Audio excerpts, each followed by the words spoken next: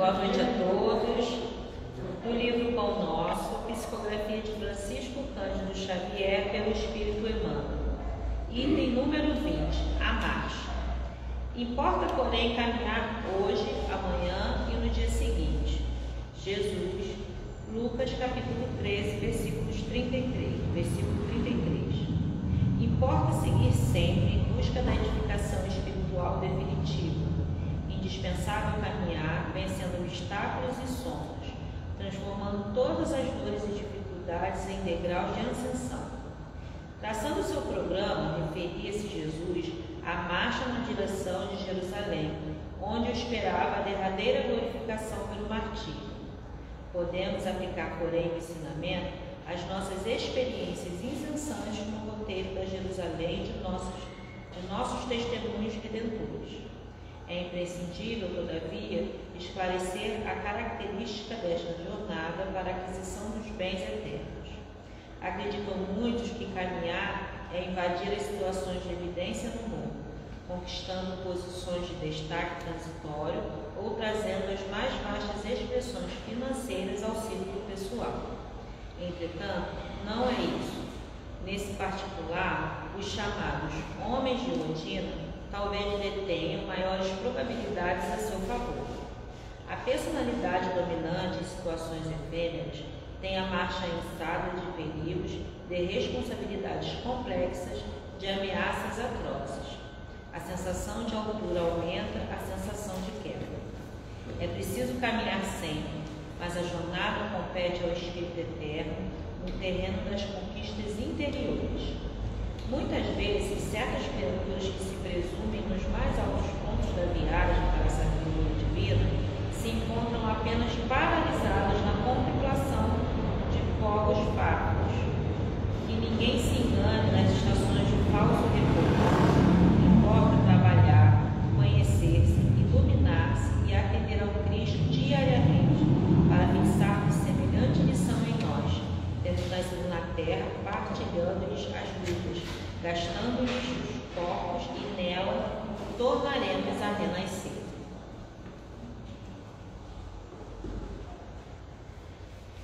E assim vamos agradecer ao nosso Pai a oportunidade de estarmos aqui mais uma terça-feira para o estudo do Evangelho, para os ensinamentos de nosso Mestre Jesus, para assim conseguirmos caminhar com firmeza, com tranquilidade.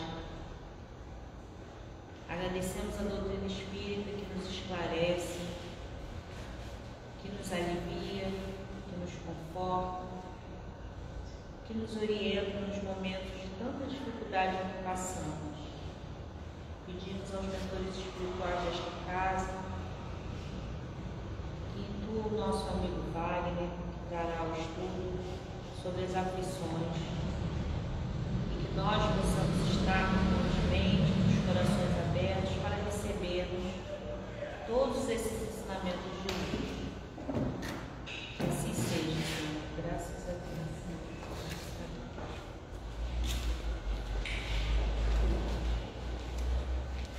Tem até 45, tá? 8h15.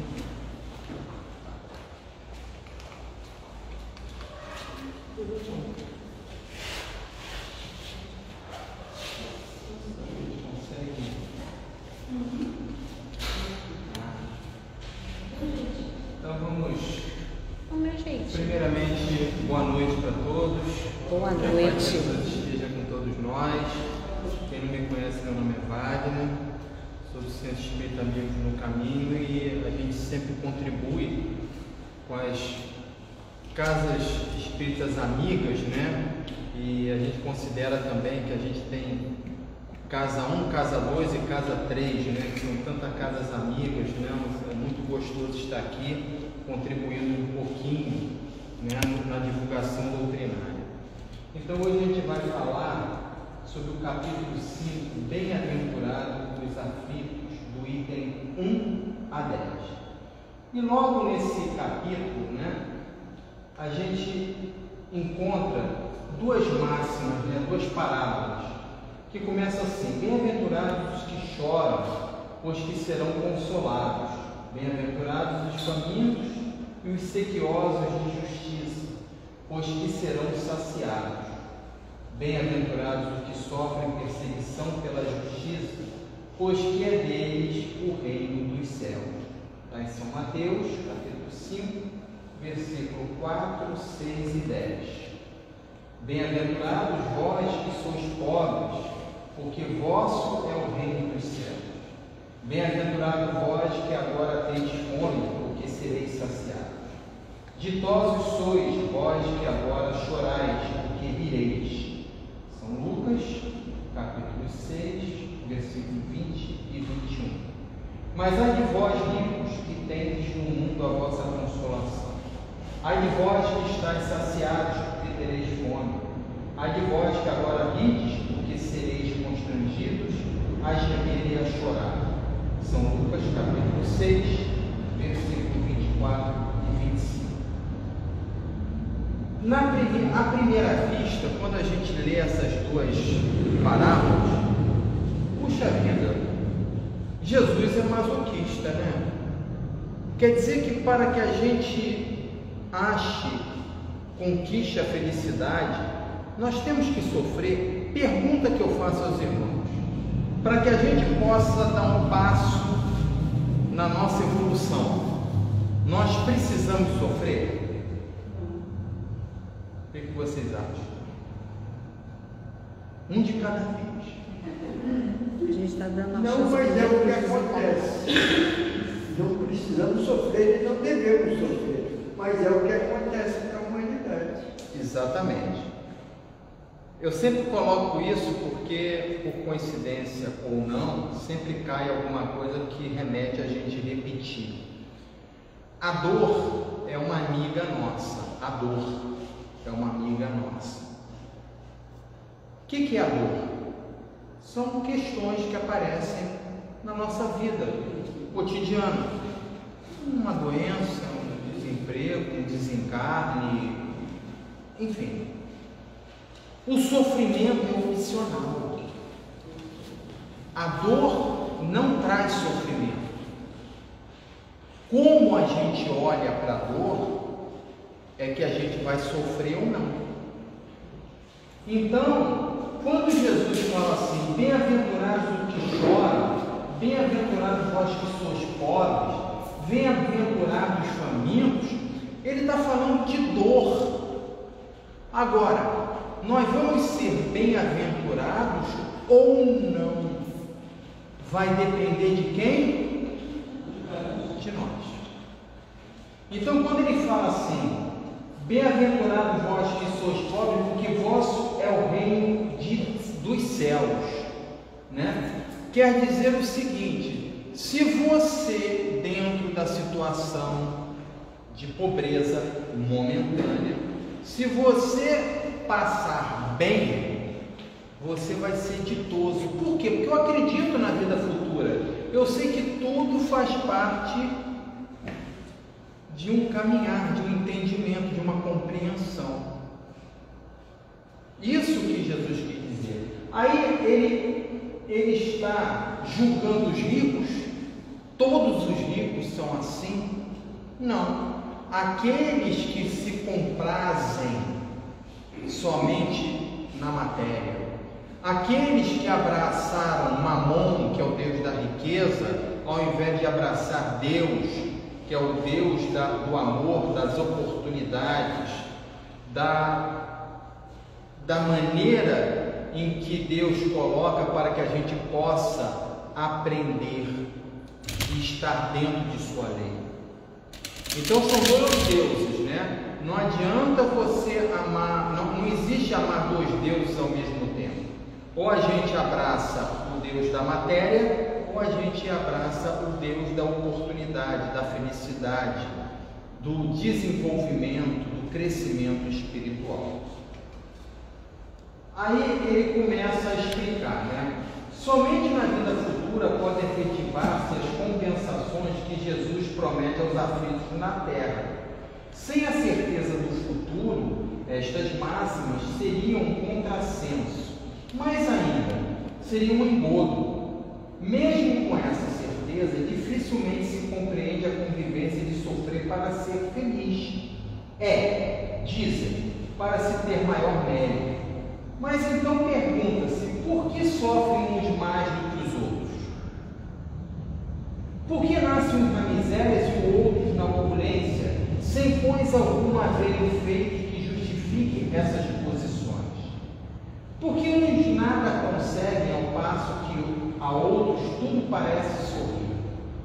Todavia, o que ainda menos se compreende é que os bens e os males sejam tão desigualmente repartidos entre o vício e a virtude, e o que os homens virtuosos sofram ao lado dos maus que prosperam. São questionamentos que nós, mesmo com o conhecimento doutrinário, a gente faz. Por que o vizinho aí, é só ele sair pela porta, todo mundo vem falar com ele? Ele é feliz, olha lá. E nós que trabalhamos, que estamos toda semana na casa espírita, estamos fazendo palestra, estamos cuidando, meu Deus do céu, só temos problemas para resolver. Isso é injustiça de Deus? Se a gente acreditar na vida futura, nela a gente vai encontrar as respostas. Porque se tem vida futura, é porque eu tenho a vida pretérita. Hoje eu estou vivendo o que ontem eu via isso como futuro. E o futuro depende do presente. E o meu passado me mostra por que eu estou passando hoje. Então, quando a gente começa a raciocinar dessa forma, eu começo a dizer o seguinte: poxa, até para sofrer eu tenho que ter uma certa evolução, porque Deus não vai colocar nas nossas costas um peso maior do que a gente pode carregar. Então, a partir do momento que eu estou vivenciando isto hoje, é sinal, eu tenho duas indicações: situações que eu estou vivenciando do que eu fiz e a oportunidade que eu tenho de carregar tudo isso e resolver, porque se tem, é porque eu tenho condições de resolver, senão Deus não daria para mim esse encargo. De duas espécies são as vicissitudes da vida, ou, se eu preferir, promando de duas fontes bem diferentes, que importa distinguir. Umas têm sua causa na vida presente, outras fora desta vida. Então, o que a gente hoje está passando, a gente sempre fala, né, como eu acabei de falar, foi coisa que eu fiz na outra vida. Às vezes são questões que são apresentadas nesta vida para provar o quanto eu cresci. Não é algo que eu planejei na espiritualidade. Por isso a diferença de provas e expiações. Toda expiação é uma prova, mas nem toda prova é uma expiação. Por quê? Porque a expiação é aquilo que eu planejei antes de reencarnar. É aquilo que eu vim vivenciar baseado em questões do passado. E prova? Prova, eu acabei de dar essa palestra para vocês. Chega ali na frente, acontece alguma coisa. Opa, é uma prova que eu estou... Vamos ver se o Wagner aprendeu o Evangelho? Me apresentou. Dependendo de como eu vou reagir nesta prova, eu posso estar me comprometendo com a vida futura. Aí na vida futura, dependendo da minha atitude, começa a virar uma expiação. Então tudo depende da nossa vida presente. Ou para ser feliz na próxima, ou nessa mesmo, ou para a gente aumentar os nossos juros, né? Aí começa, remontando-se à origem dos males terrestres, reconhecer-se-á que muitos são consequência natural do caráter do proceder dos que o suportam. Não é o vizinho que é responsável pelo meu sofrimento, não é o que eu tenho dentro de casa que é responsável pelo meu sofrimento, é como eu estou perante o cenário que eu estou vivendo. Então está aqui, ó. Reconhecer-á, muitos são consequência natural do meu caráter, do meu ato de proceder, né, da minha moral e do proceder do que suportam. Então eu tenho a opção de proceder bem ou proceder mal. Quantos homens caem por sua própria culpa? Quantos são vítimas de sua imprevidência, de seu orgulho e de sua ambição? Eu tenho que ter um carro, eu tenho que ter um apartamento, eu tenho. Quando morrer, vai deixar tudo aí. Então, a gente está sendo imprevidentes, orgulhosos e ambiciosos, esquecendo que nós estamos aqui a passagem, como uma oportunidade. A nossa verdadeira vida não é a vida material, e sim a vida espiritual. Quantas uniões desgraçadas porque resultam de um cálculo de interesse ou de vaidade, e nas quais o coração não tomou parte alguma.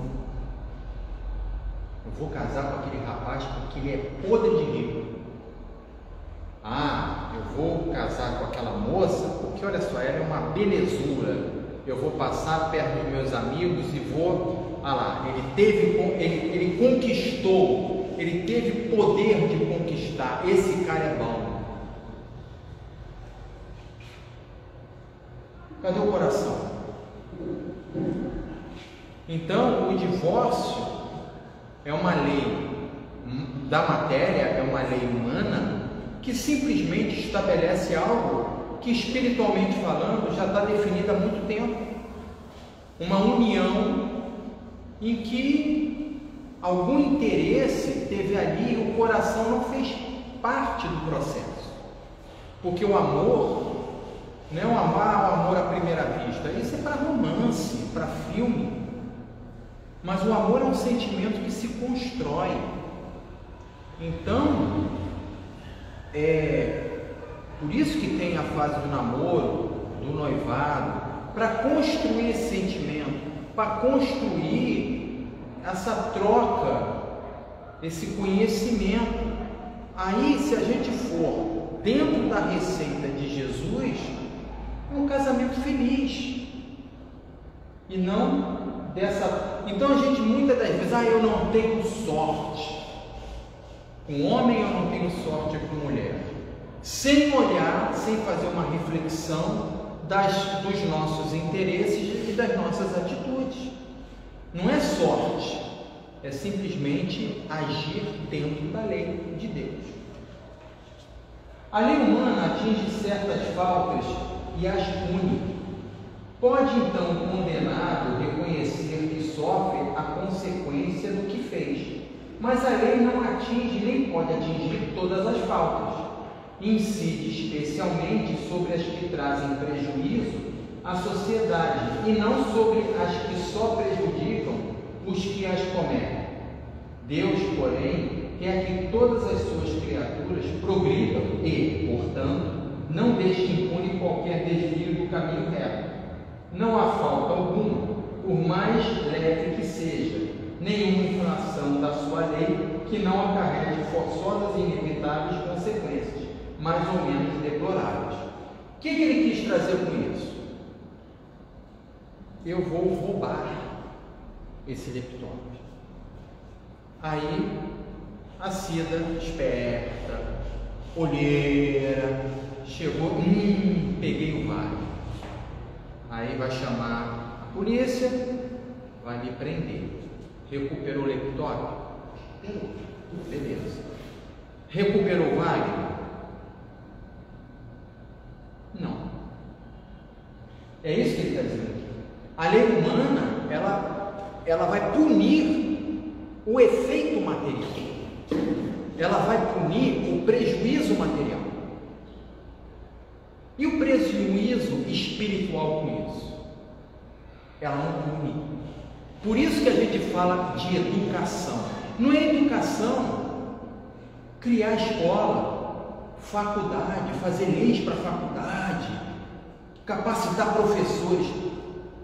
O colégio, a faculdade, os cursos fazem parte de um processo educacional, mas a educação não é construir escola, porque eu posso me formar em direito, ser um excelente juiz e ser corrupto.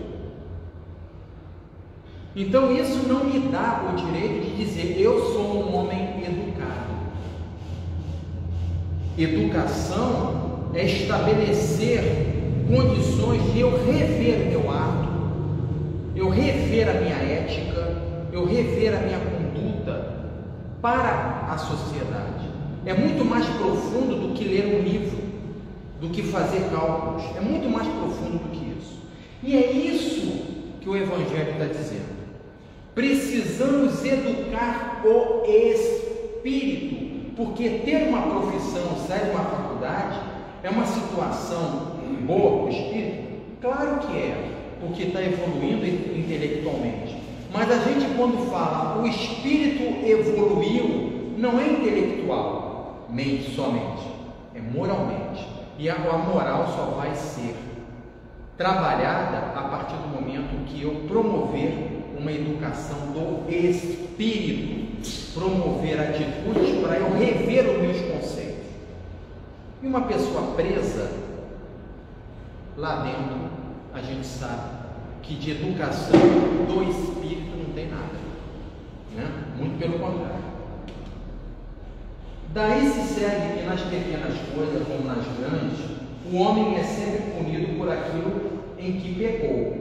Os sofrimentos que decorrem do pecado são-lhe uma advertência de que procedeu mal, dão-lhe experiência, fazem-lhe sentir a diferença existente entre o bem e o mal e a necessidade de se melhorar para, de futuro, evitar o que lhe originou uma fonte de amargura, sem que motivo não haveria para que se emendasse.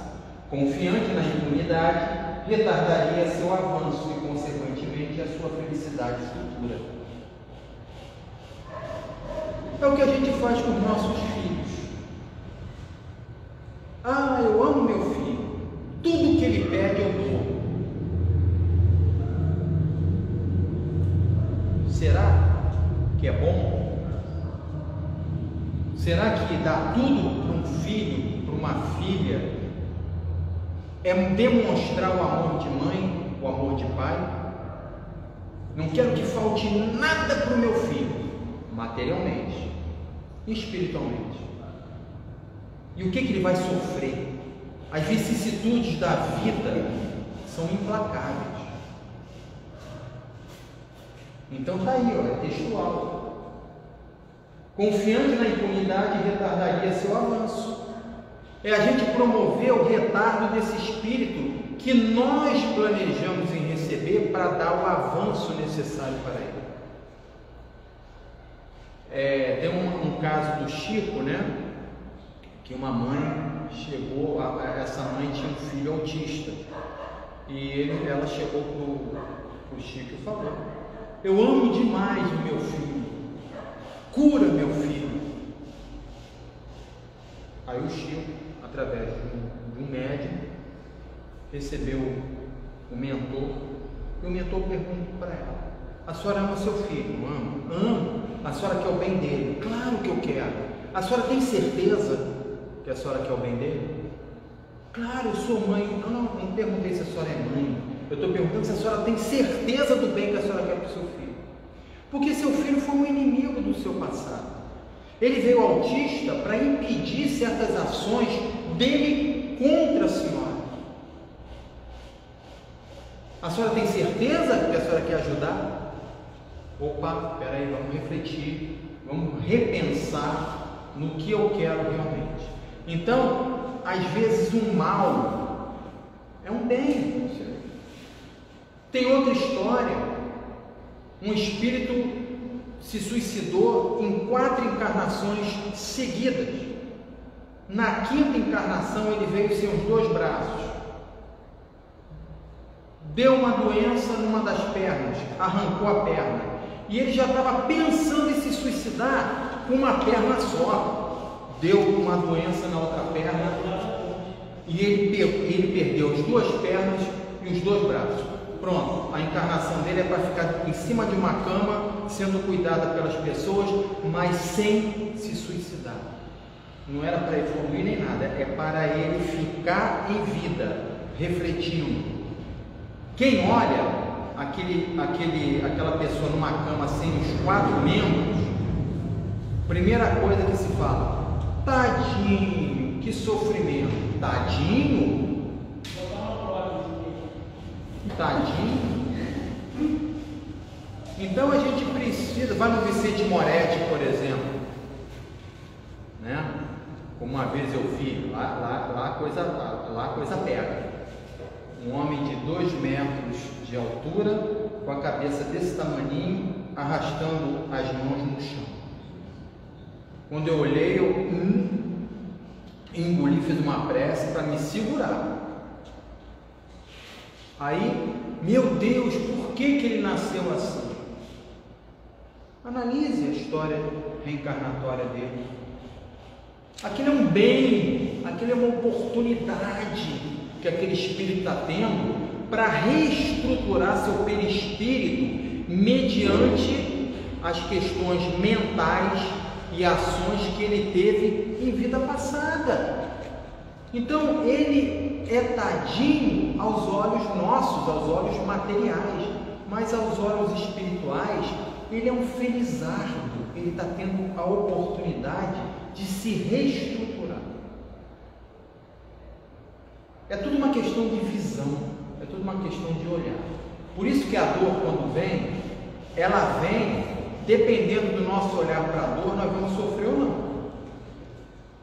Mas se há males nessa vida cuja causa primária é o homem, outros há também os quais, pelo menos na aparência, ele é completamente estranho e que parecem atingi-lo como por fatalidade. Tal, por exemplo, a perda de entes queridos e a dor e a dos que são o amparo da família. Tais ainda os acidentes que nenhuma previsão poderia impedir, os reveses da fortuna que frustram todas as preocupações aconselhadas pela prudência, os flagelos naturais, as enfermidades de nascença, sobretudo as que tiram a tantos infelizes os meios de ganhar a vida pelo trabalho, as deformidades, a idiotia, o cretinismo e etc. Acabei de falar aqui do Vicente Moretti. São expiações, que são provas, que para o espírito... Agora, para amenizar um pouco essa nossa dor, vamos dizer, em pensar nesses irmãos, quando eles dormem, eles saem, eles se emancipam do corpo físico e se apresentam na espiritualidade de uma forma consciente, de uma forma absolutamente normal, para que eles possam continuar recebendo as informações. Então, até nisso Deus é bom. Deus não larga, agora se vira aí. Não, não é assim não. Eles têm uns momentos também de reflexões na espiritualidade.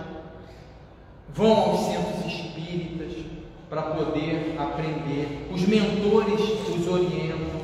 Os anjos de guarda, né? Conversa com eles, firme, você está indo bem, você precisa, para que ele possa ganhar motivação para continuar. É o momento dele de parar esse agravante que ele está fazendo, né? Eles têm um momento de parar isso para não agravar mais. Exato. Porque se ele deixar livre, ele vai continuar cometendo os mesmos delitos, proceder da mesma forma que aconteceu nas últimas encarnações, como no caso você falou aí do irmão que suicidou. E ele iria suicidar novamente, ia continuar agravando o problema dele. E aí, por misericórdia de Deus, ele vem e fala assim, vamos parar e não vamos deixar acontecer nada, para que naquela encarnação, pelo menos, ele não agrave mais ao que ele tem que depois reparar. Exatamente. Uma coisa que o pai e a mãe, logicamente que nem todos, né? Mas assim, que algumas vezes o pai e a mãe fazem, Ah, não mexe nisso aí. Ah, por que, pai? Porque eu não quero. Eu sou teu pai. Me obedeça. O pai morre. Qual é a referência que ele vai ter? Não mexe aí. Por quê? Meu pai. Mas meu pai não está mais aqui. Então, por ele não estar mais aqui, eu tenho que mexer. Eu não vou mexer. Então, toda negação que a gente fizer para uma criança, a gente tem que explicar o porquê que não é viável mexer, para que ele, quando faltar o pai e a mãe, ele tenha uma referência, ele saber o motivo pelo qual ele não pode mexer. Não porque o pai está dizendo, mas porque o ato de se proceder bem, tá? O ato de proceder bem é realmente o essencial. Só para fazer um complemento aqui, né, dessas coisas, que a gente está falando dessa relação do espírito que fica limitado por conta de reencarnações anteriores ter se suicidado, mas isso também se dá em questões até dos excessos que são cometidos, não só na questão do suicídio, porque a gente tem uma visão humana muito distorcida de liberdade. Né? Então, às vezes, a limitação do corpo, a limitação da mente, é justamente para que você não se escravize com coisas da matéria, porque já vem lá de trás, repetindo e repetindo e repetindo. Então, assim, não só trazer para as questões do suicídio, mas às vezes até uma oportunidade de você não se escravizar na matéria, porque às vezes os como bem lembrou, vários são inúmeros. A gente está no mundo de prova de expiação, né? Então, eu costumo dizer sempre isso. A pessoa está limitada, eu digo assim, que oportunidade que esse irmão está recebendo. Porque não vai perder uma encarnação de novo, mais uma, né? Então, realmente, sempre olhar com uma visão de oportunidade. Exatamente. Eu li isso aqui? Não, né? Os sofrimentos devido a causas anteriores da existência presente, como os que se originam de culpas atuais, são muitas vezes a consequência da falta comedida. Isto é, o homem, pela ação de uma rigorosa justiça distributiva, sofre o que fez sofrer aos outros. Se foi duro e desumano, poderá ser a seu turno tratado duramente com desumanidade. Se foi orgulhoso, poderá nascer em humilhante condição. Se foi avaro, egoísta, ou se fez mau uso de suas riquezas, poderá ver-se privado do necessário. Se foi mau filho, poderá sofrer pelo procedimento de seus filhos, etc. Aí parece que a lei de Talião fez, vai pagar com a mesma moeda. Vamos entender que isso são possibilidades. A mulher fez aborto, ela vai ser abortada. Calma. De repente, dentro do grau de conhecimento que ela adquirir, na mesma vida, ou em vida, a próxima vida, né? Ela pode simplesmente trabalhar no orfanato. Ela pode simplesmente trabalhar na maternidade.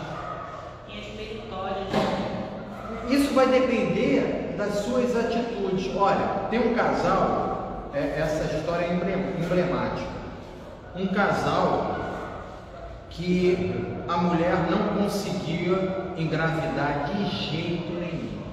Ela foi para os Estados Unidos, veio aqui, ficou no Brasil, foi a São Paulo, Rio de Janeiro, Rio Grande do Sul, foi em tudo quanto foi lugar. Foi a São Paulo, foi aos Estados Unidos, foi para a Europa, fez tudo quanto foi tratamento, nada. Aí um belo dia, ela querendo ser mãe, o marido chegou e falou assim: por que você não vai fazer uma terapia? Ela pegou, poxa, vou lá, e foi. Aí conversa vai, conversa vem com a terapeuta chegou para ela e falou assim: você quer ser mãe? quero muito ser mãe.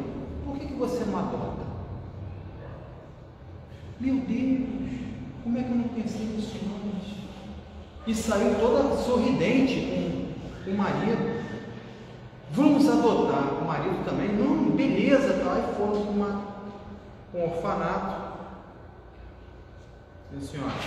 Aí foi para o orfanato, e o orfanato, ela olhou 2 crianças. E por coincidência eram irmãs. Eu quero esses 2 nenéns aqui. Adotaram as 2 crianças. Um mês depois ela engravidou. O que é isso? Ela precisou receber por doação. O que essa irmã fez no passado? Será que ela abortou essas 2 crianças? Será que ela fez algum procedimento que prejudicou-a? Não sabemos, também não interessa saber, porque seria simples curiosidade. O fato é que quando ela abraçou por amor, ela foi mãe natural. Então ela precisava dessa ação para poder se libertar das amarras que ela trazia do passado.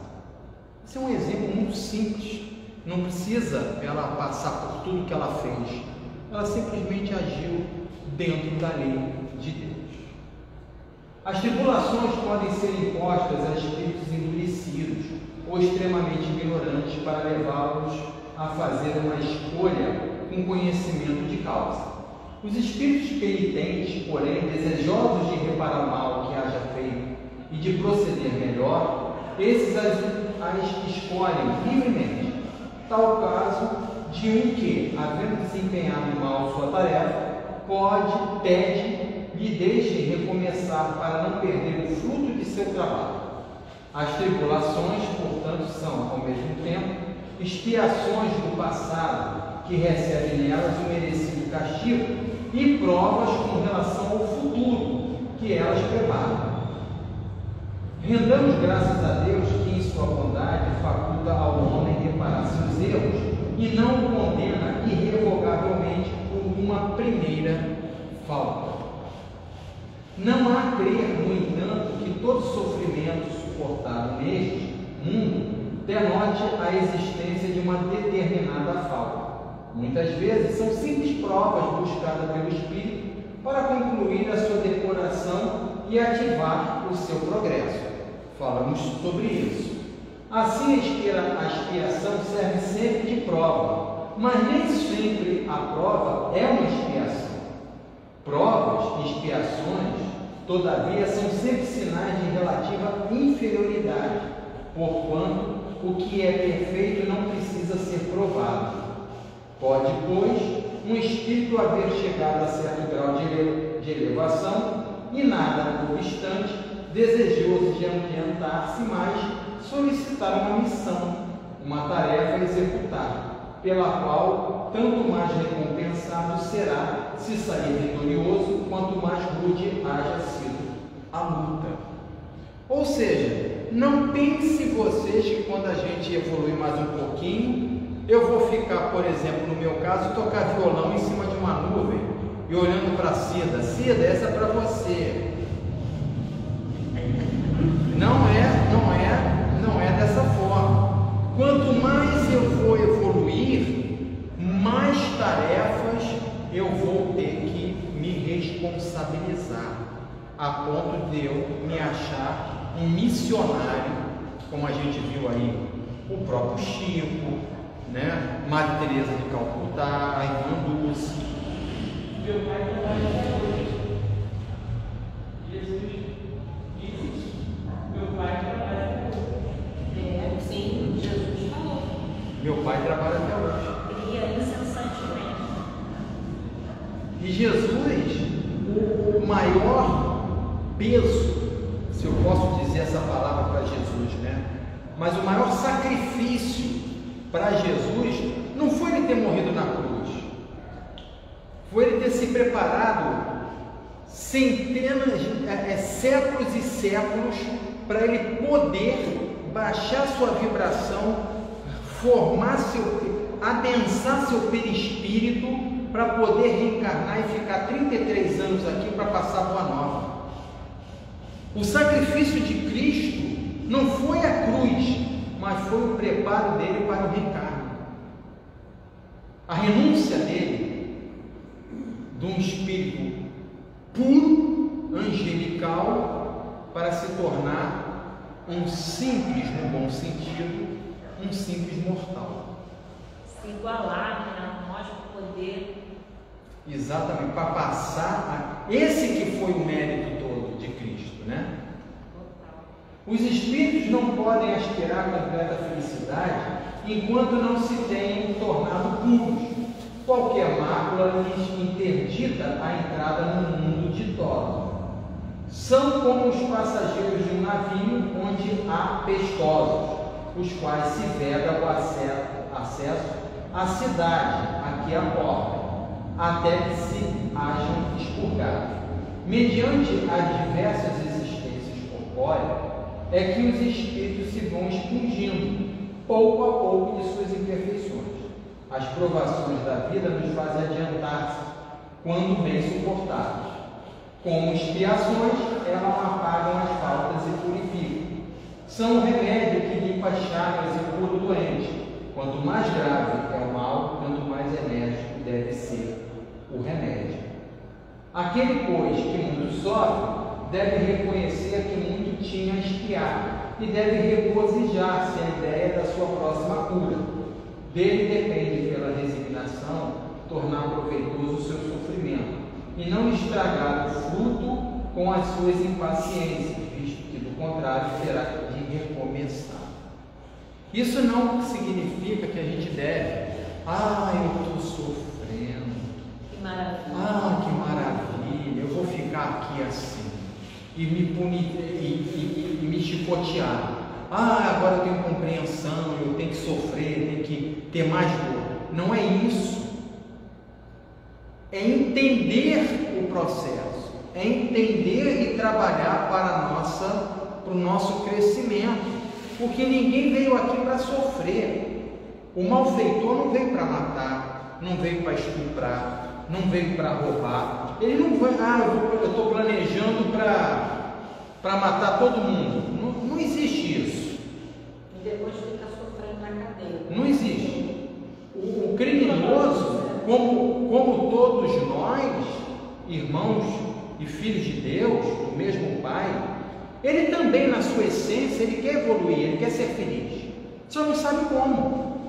Mas, Wagner, realmente, você sabe que tem muitas pessoas que, como não estudam a doutrina espírita, elas veem os espíritas como que eles gostam de sofrer, que fazem de tudo para ter o sofrimento. Essa frase que você falou, a gente não está aqui a apologia, né, Ao sofrimento, de forma alguma. Isso eu já escutei falar, a doutrina espírita prega o sofrimento. Não, ela não prega o sofrimento. A doutrina espírita, ela explica por A mais B, com profundidade e naturalidade, o porquê que você sofre.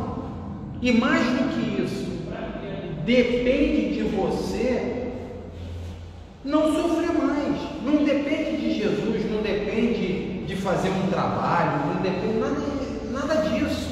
E a forma também como você vai passar. O Espírito também dá esse esclarecimento, como você vai passar pelas provas e pelas expiações. Você pode passar agoniando, se sentindo um sofredor, a vítima, coitadinho, pobre de mim, como você também pode passar tendo o entendimento de que algo aconteceu, eu fiz, e que agora eu tenho que expurgar e reparar esse erro de alguma forma. Exatamente. E até na fala que você disse assim, a dor é uma amiga, no sentido de que a dor é uma ferramenta que nos impulsiona a sair daquilo, nos impulsiona a sair do erro, nos impulsiona a sair do mal, a gente tomar consciência, porque a gente às vezes pensa assim, gente, aquela pessoa é tão ruim, o pau nasce todo mundo, nunca vai se endireitar, se endireita, porque os sofrimentos, a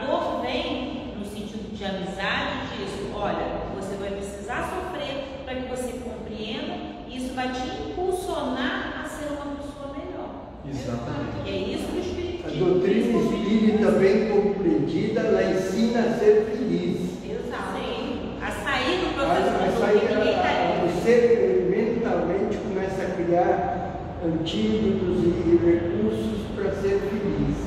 E com isso você se tornando mais feliz, procurando progredir, melhorar, você resgata muita coisa que não precisa de sofrimento. Exatamente. Você não precisa passar por o que você está passando. Mas se já está passando, vamos passar bem. Né? E aí a gente tem o quê? Não tem.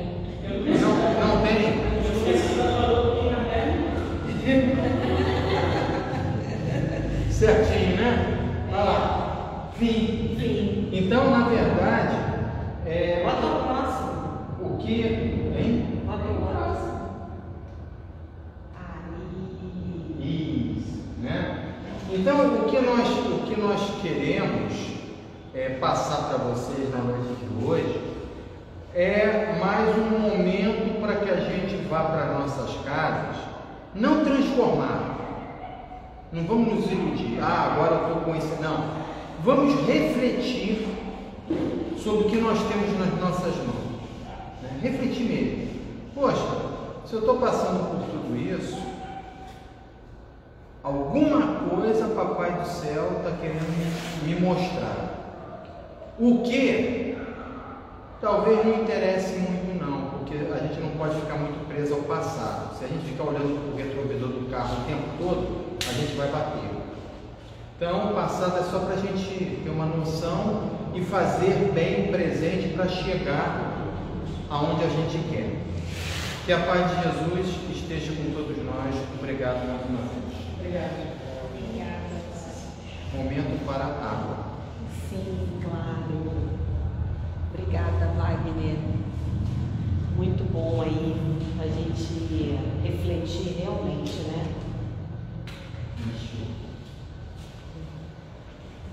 Eu estou no ponto?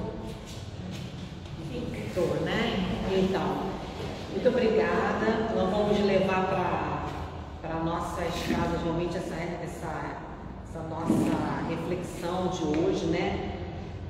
Esse estudo de hoje do Evangelho. O Evangelho sempre nos traz realmente uma reflexão muito boa para o nosso dia a dia, para as nossas vidas. Por isso a importância da gente estar sempre falando, repetindo, lendo, estudando, chegando em casa, não entendi direito, vou reler essa parte, esses itens, que eu acho que vale a pena mesmo a gente manter isso sempre presente na nossa vida. E agora vamos para os nossos recadinhos.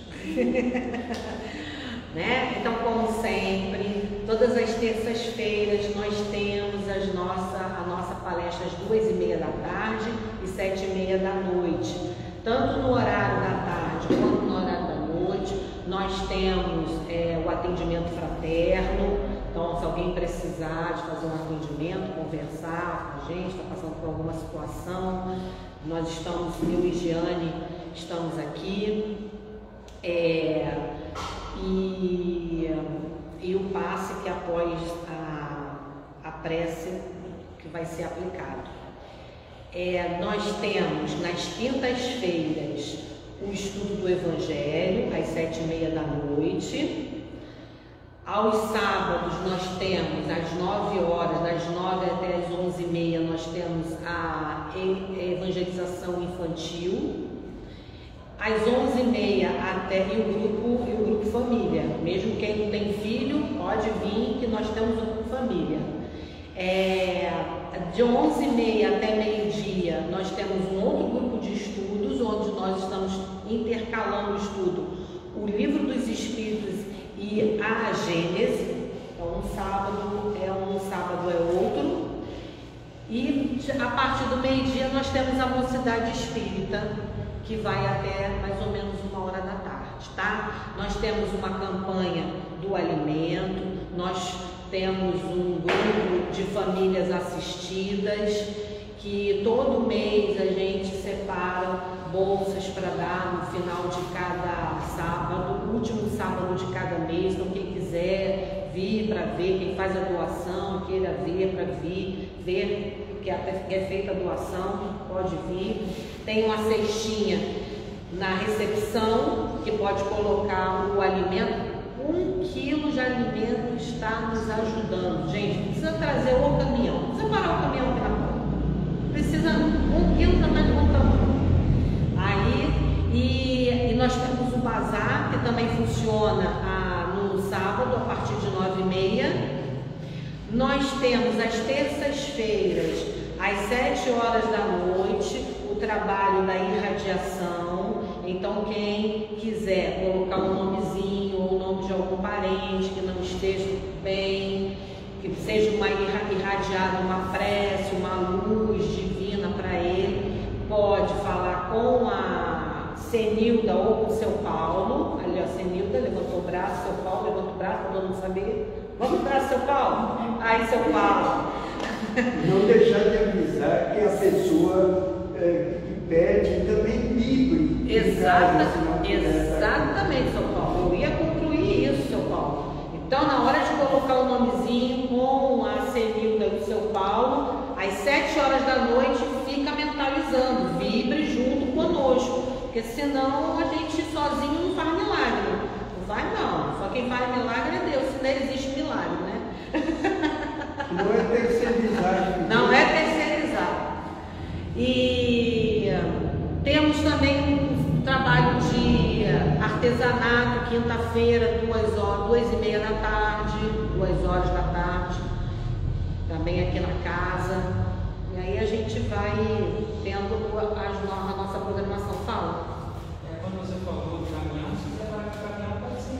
Pode parar, né? Pode parar, porque a gente também aceita, né? Pode parar também, não dá. E pode pegar o jornalzinho ali na saída, que está mais detalhado, pode nos seguir nas redes sociais também, tem todas as informações. Tem um jornalzinho, do jornalzinho tem lá os arrobas das redes sociais para ver. Então agora a gente vai fazer a nossa prece. Após a prece nós vamos aplicar o passe. Aquele que não quiser receber o passe, não tem problema, é só chegar para o trabalhador e falar que não deseja. Após o passe, nós temos uns copinhos com água fluidificada ali na recepção também, tá bom, gente? Muito obrigada, meus irmãos. Então vamos o quê? Agora vamos conversar com o nosso Pai Maior e vamos agradecer. Obrigada, Pai. Só temos a agradecer pela noite de hoje, pelos ensinamentos que vieram para nós, pela doutrina espírita que vem para nos esclarecer todos os pontos que nós temos dúvidas, nos confortar em todos os momentos, estar conosco, falando dessa vida futura que é tão importante para nós, temos a certeza que nunca estaremos desamparados. Obrigada, Pai, obrigada pela espiritualidade que esteve presente nesta casa, nos envolvendo em todo momento do trabalho. Já estamos aqui sendo agraciados pela luz divina. Neste momento, todos aqueles que precisam de ajuda, a espiritualidade já estava agindo em cada um de nós, enquanto estávamos prestando atenção no nosso irmão. Só temos para agradecer. Obrigada pela escolha de nós estarmos aqui. Obrigada, Senhor, pela esta casa que abre sempre para nos receber. Obrigada, Pai. E que possamos assim levar para todos aqueles que nós temos convívio em nossos lares, trabalhos, escolas, vizinhança, que nós possamos levar um pouquinho dessa luz que nós estamos levando neste ambiente, nesta noite. Esteja sempre conosco, Senhor. Graças a Deus.